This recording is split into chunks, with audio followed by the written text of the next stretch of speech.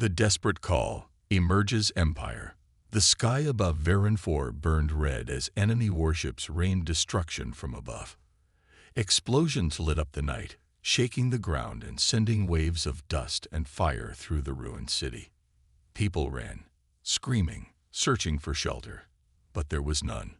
The Exilari Empire had come. For years, the Varan people had feared this day. They had heard stories of other worlds falling, of entire planets turned to ash.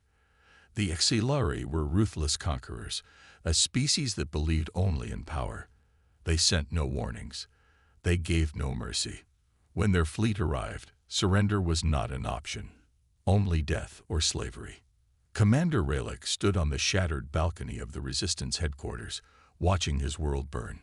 His once proud army was gone, crushed in the first wave of attacks.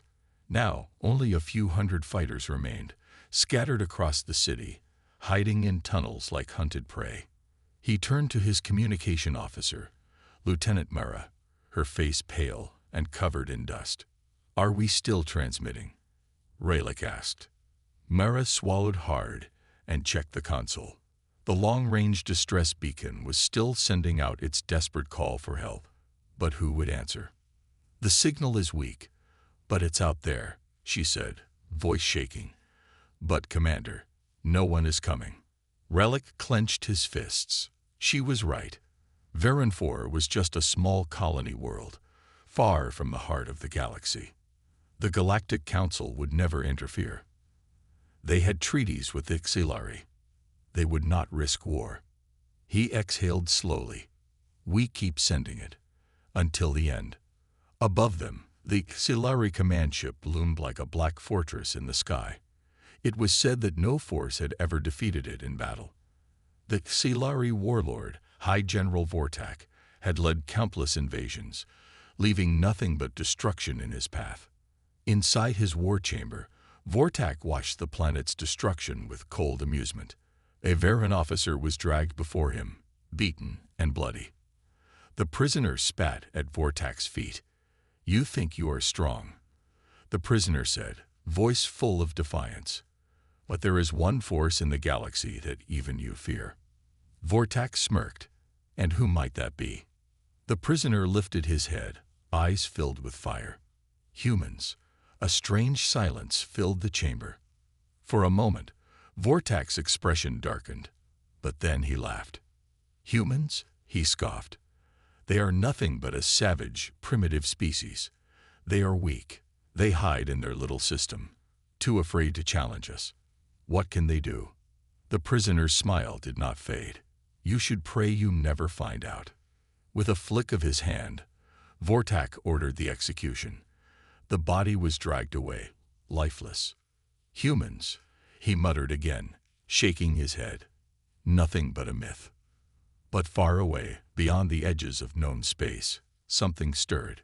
A distress signal had been received.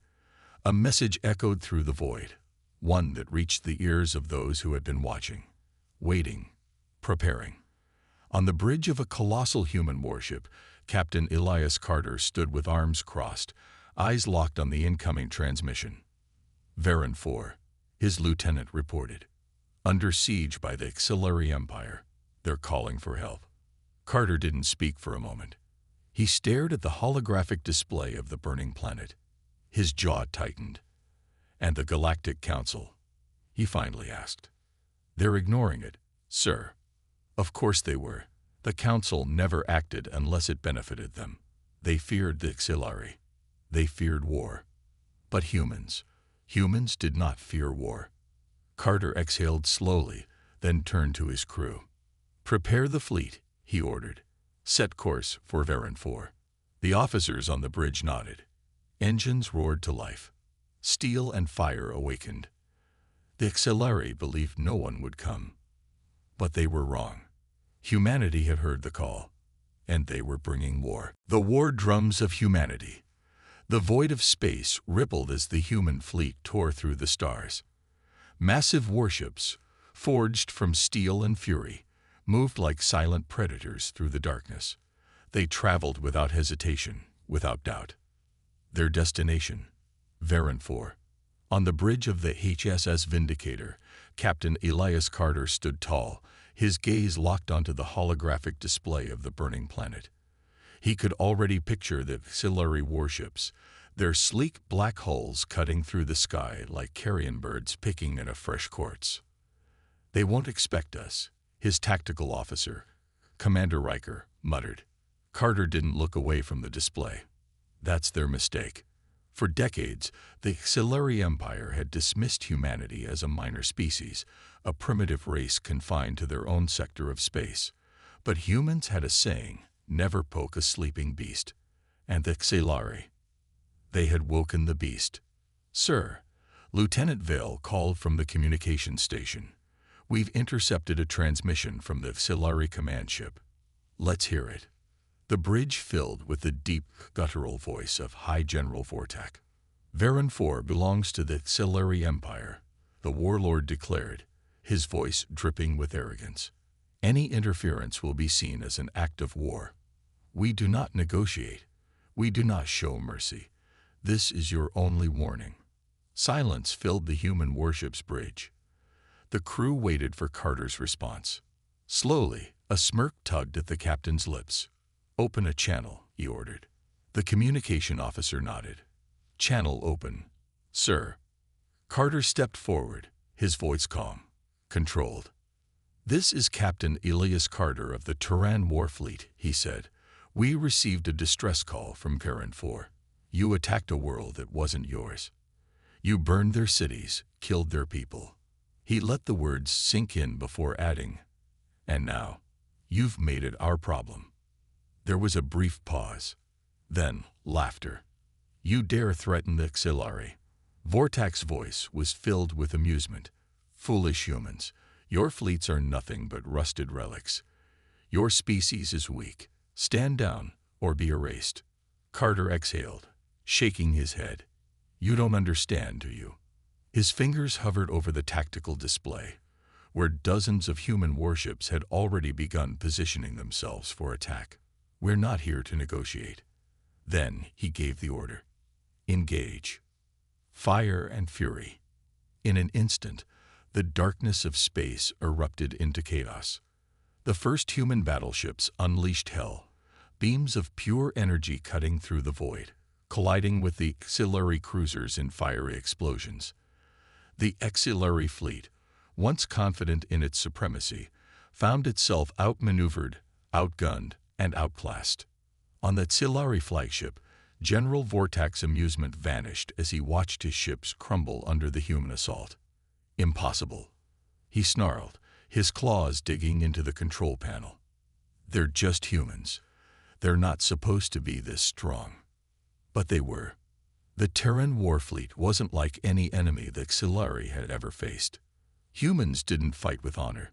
They fought to win. They used trickery, strategy, and raw firepower. A squadron of human stealth ships suddenly decloaked behind the auxiliary destroyers, launching a devastating barrage of missiles. The flagship's shields flickered, warning alarms blaring. "General," an officer shouted, "they breached our lines." Vortak's rage turned to something else. Fear. He had made a mistake, a fatal one. And now, the humans were here to collect the auxiliary's last weapon. The battle above Varan 4 was no longer a fight. It was a slaughter. Auxiliary warships, once proud and menacing, were now burning wrecks drifting through space. The human fleet had torn through their defenses like a blade through flesh. Explosions lit up the void, debris scattering in all directions, as the auxiliary empire suffered a defeat they never thought possible. On the HSS Vindicator, Captain Elias Carter watched the chaos unfold on the holo display. The Terran Warfleet had proven its might, but something felt off. "Sir," Lieutenant Vale called out, urgency in her voice. "We're detecting a massive energy spike coming from the planet's surface." Carter turned sharply. "What kind of energy spike?" Vale's hands flew over the console, her face pale. "It's off the charts, sir. Unlike anything we've seen before. And it's coming from beneath the planet's crust." A heavy silence settled over the bridge. Commander Riker frowned. You think the HFY were hiding something down there? Carter's gut told him they were. Send in the Black Talons, he ordered. The descent into darkness. Within minutes, the Black Talons, an elite human drop squad, launched from their carrier. Their landing pods pierced through the planet's atmosphere, streaking like meteors toward the surface. Sergeant Marcus Kane gritted his teeth as his pod shuddered violently, heat flaring against the reinforced hull. His HUD flickered, displaying mission details. Secure the source of the energy spike. Neutralize all hostiles. Easy enough. The pod slammed into the rocky terrain, kicking up dust and debris. The squad emerged like shadows, their black armor blending into the ruins of what was once a HFY military outpost. What the hell happened here? Whispered Private Dax, scanning the area. Buildings lay in ruins, scorched as if something had exploded from the inside. Strange claw marks were etched into the walls, too large for any HFY species. Kane's gut twisted. Something wasn't right. Stay sharp, he ordered. Whatever did this might still be here. As they moved deeper into the ruins, the energy readings grew stronger, pulsating like a beating heart beneath the ground.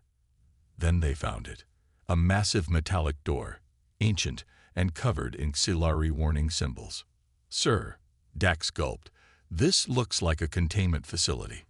Before Kane could respond, the ground shook violently. The door cracked open with a deafening groan. A wave of ice-cold air blasted outward. Then they heard it.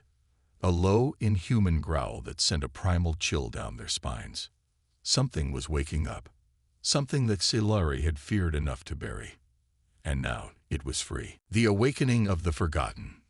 The Black Talons stood frozen as the ancient containment door creaked open, releasing a blast of frigid air that smelled of death and decay. Sergeant Marcus Kane tightened his grip on his rifle, his finger hovering over the trigger. His HUD flickered erratically, as if struggling to process the anomaly emerging before them. Sir, Private Dax whispered, his voice barely audible. What the hell is that? From the shadows of the ruined facility, something stirred. A pair of luminous, unnatural eyes blinked open, glowing with an eerie, predatory light. Then another, and another. A deep, guttural growl rumbled through the air, reverberating in their chests. Kane took a slow step back. Everyone, fall back. Now. But it was too late. With a deafening screech, the creatures lunged forward. They were massive, towering over the humans, their forms a grotesque fusion of flesh and metal.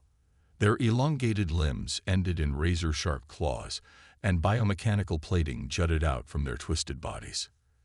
HFY bioweapons, or rather, monsters the HFY had feared to unleash.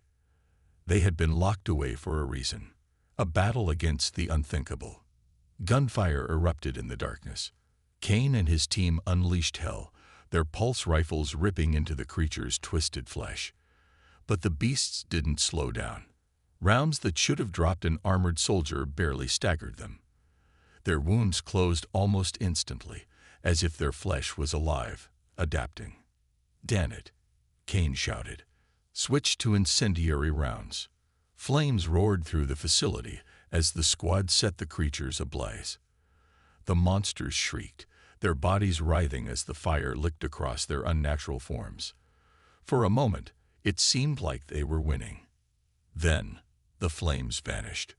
The creatures absorbed the heat, their biometallic skin darkening and hardening. They're adapting. Dax yelled, panic creeping into his voice. Kane clenched his jaw. We're pulling out now.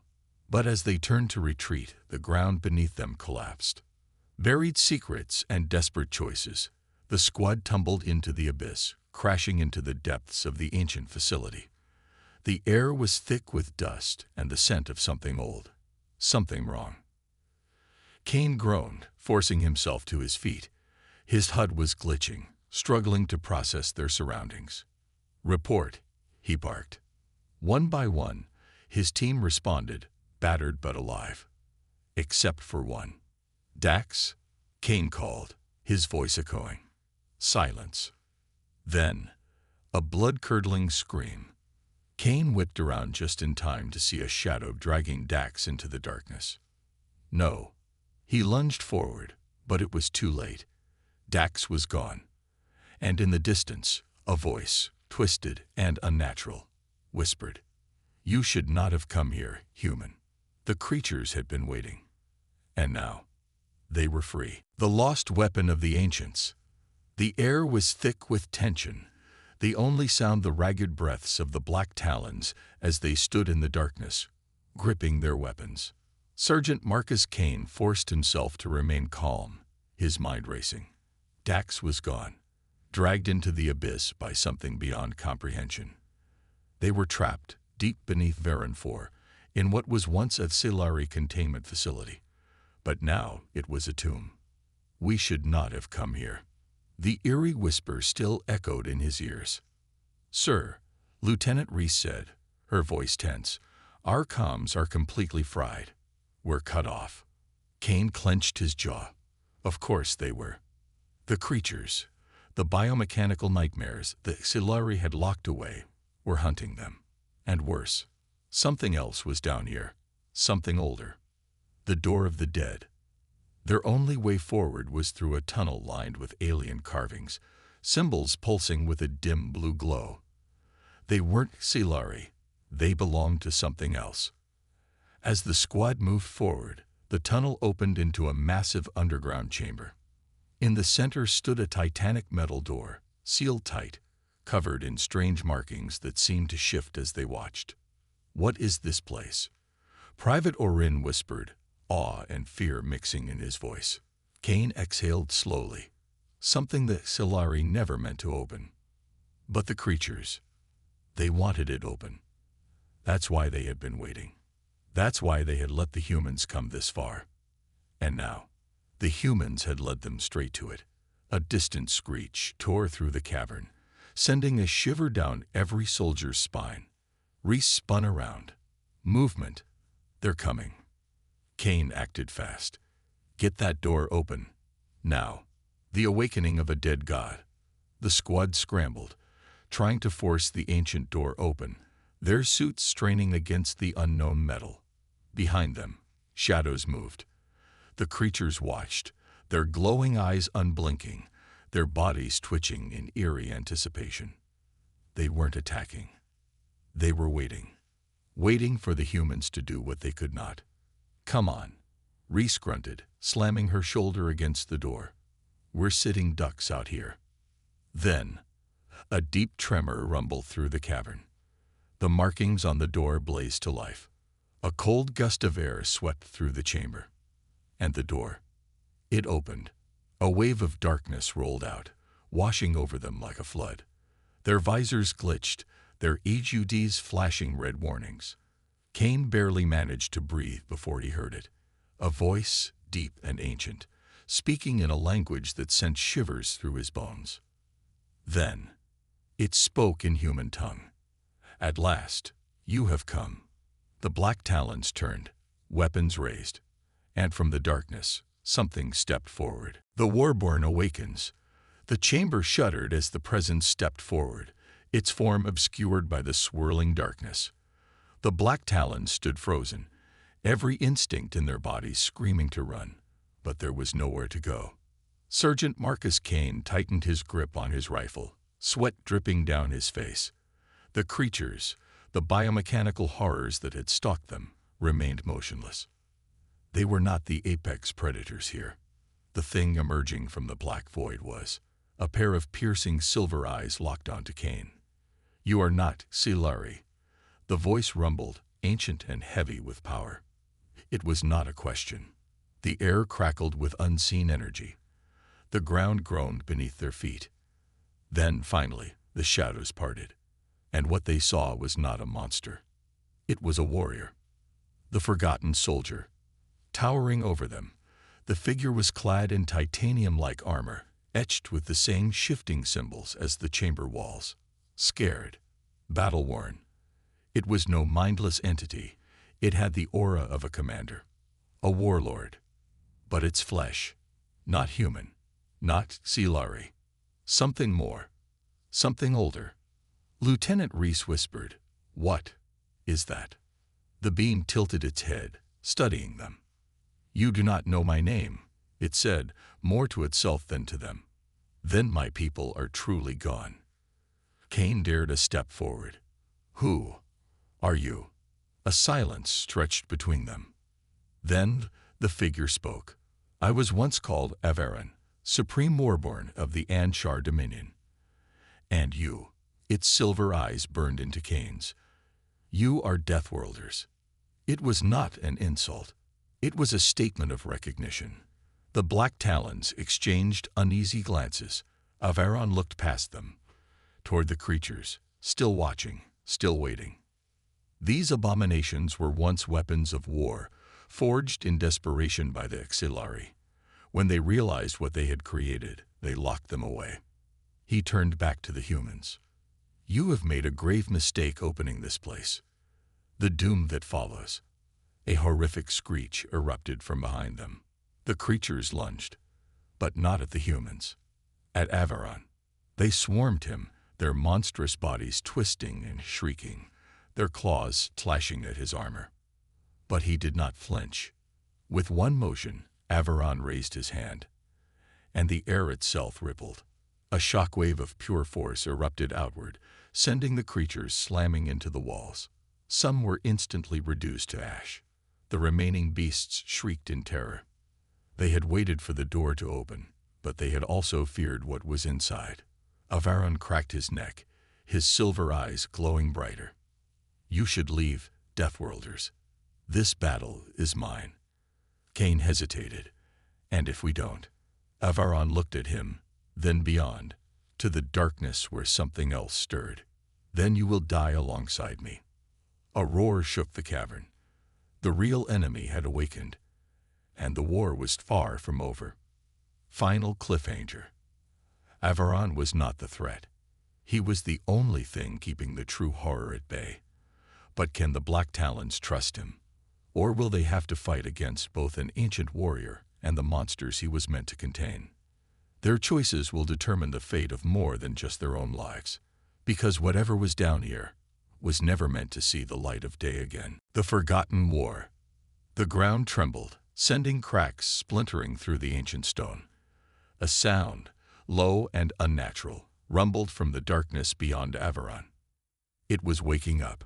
Sergeant Marcus Kane exchanged a look with Lieutenant Reese. Their mission had gone from bad to worse. First, the Exilari bioweapons, then the discovery of Avaran, and now they were standing at the edge of something far older, far worse. Avaran stood tall, his silver eyes glowing like dying stars as he faced the abyss. "It stirs," he muttered. His voice held no fear, only grim certainty. Kane clenched his jaw. "What the hell are we dealing with?" Avaran turned his gaze to him. A war that never ended. And then, the shadows moved. The Nameless One rises. From the blackened depths, a shape began to form. It was impossible to describe, shifting between flesh, metal, and something else entirely. It had no true form, only a shifting mass of hatred and hunger. The Exilari bioweapons shrieked in terror. They had not been guarding this thing. They had been its prisoners. And now, it was free. The darkness pulsed as a voice crawled into their minds, scraping against their thoughts like claws on bone. "You have awakened me." Avaran's hands tightened into fists. "No, I have come to end you." The creature laughed. And then it attacked. The last stand. The chamber erupted into chaos. The Nameless One moved like a living nightmare, its form bending in ways that defied logic. Tendrils of black fire lashed out, striking the walls, the floor, anything in its path. The Exilari bioweapons tried to flee. They never stood a chance. Their bodies were torn apart, consumed, twisted into nothing. The Black Talons opened fire, but their weapons might as well have been pebbles against a hurricane. "We need to get out of here," Reese shouted. Kane didn't argue. But Avaran, he stood his ground. "You run," he said, drawing a blade that shimmered like a dying sun. I finish this. Kane hesitated. You can't take that thing alone. Avaron gave him a look. I was forged for war, Deathworlder. This is my purpose. And then, he charged. The escape and the sacrifice. The Black Talons sprinted for the exit, dodging the carnage unfolding behind them. They didn't look back. They couldn't. Because if they did, they would see Avaron, alone against the Nameless One. They would see him fighting with the fury of a dying god. They would see him losing. As they reached the tunnel leading out, the chamber shook violently. Cracks split through the ceiling. The ancient prison was collapsing. Kane stopped, turning back. Avaron. But the last thing he saw was the Nameless One consuming him in black fire. And then, the world caved in. Epilogue. Echoes of war. The Black Talons barely made it back to the surface, gasping for air as they collapsed on the scorched ground. The battle above had ended. The human fleet had crushed the auxiliary forces. But the war beneath, it was far from over. Kane sat up, looking at the ruins they had escaped from. No sign of Avaron. No sign of the Nameless One. But he knew. This isn't over. As the fleet prepared to leave, a message flashed across Kane's damaged HUD. A transmission.